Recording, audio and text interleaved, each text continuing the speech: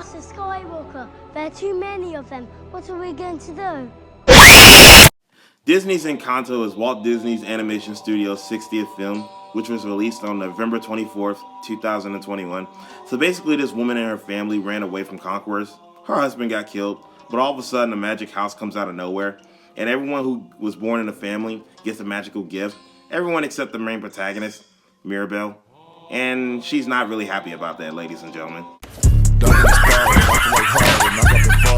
Despite Mirabelle not having a magical gift, she does everything she can to help out the family and to impress her grandmother, the woman that got the house built, basically. So Mirabelle has lots of cousins, and she has two sisters. One of them is strong as fuck. She's lifting all the donkey clones from Shrek. And the other sister just spawns flowers everywhere, and she's so perfect. And, you know, her mother, she's an amazing cook. Maybe Chef Ramsay will like her food. That is absolute dog shit. So while everybody is celebrating Mirabelle's little cousin's new gift, the house is beginning to break, and Mirabelle tells the family, she shows her grandmother, but the cracks weren't there in the house, and Mirabelle's grandmother's like, don't start that bullshit. And at first, I did not like this woman. It's the same old fucking shit! Help me! So while the magic is slowly breaking, everyone is slowly losing their gift, and they don't like that. So Mirabelle decides to go to Bruno's room, who can see the future. I'm gonna tell you this right now, it's Bruno Mars. Nah, I'm just joking, That ain't Bruno, that's not Bruno. This ugly ass dude is Bruno, and he's easily the funniest character in the whole movie. Anyway, Bruno tells Mirabelle, once she finds him, that she needs to be closer to her family members, mostly her siblings and the other family members. And you know, the only ones that she's really close to is her mother and her little cousin. You know, her grandmother be too hard on her. That's why I didn't like her. Probably because she didn't have a magical gift. Her grandmother wanted the magic to be strong, and that's what probably divided the family. And that put a lot of burden on Mirabelle's sisters, aunts, uncles, and, you know, whatever. But if you listen to the songs, you understand what I'm talking about.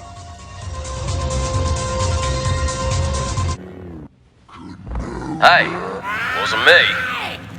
So Bruno basically tells Mirabelle after she sees his vision that she needs to make up with her older sister, Isabella.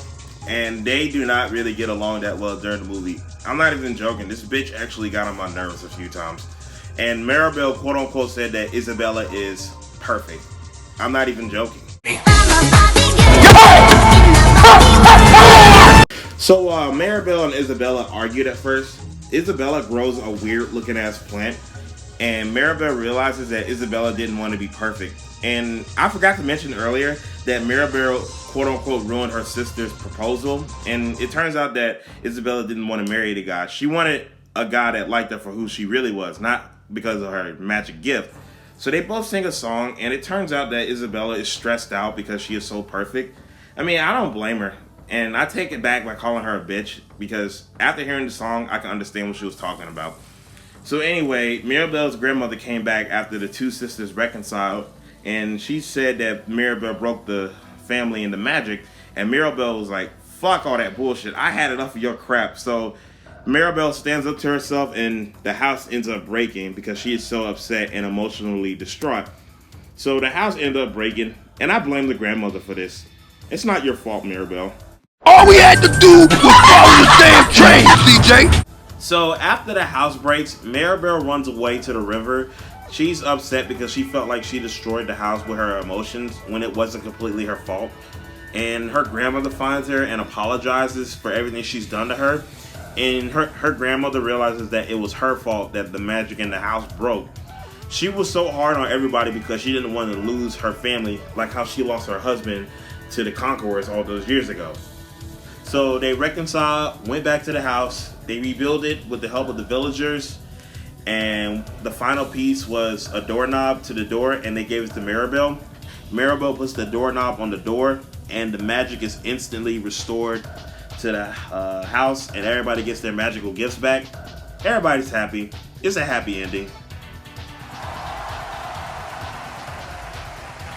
This movie is amazing. It's easily a 9.5 out of 10.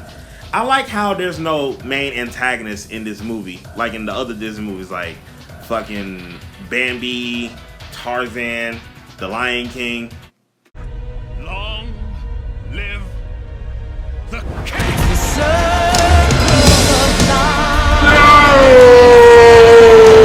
So anyway, like I was saying, this film is amazing, a 9.5 out of 10.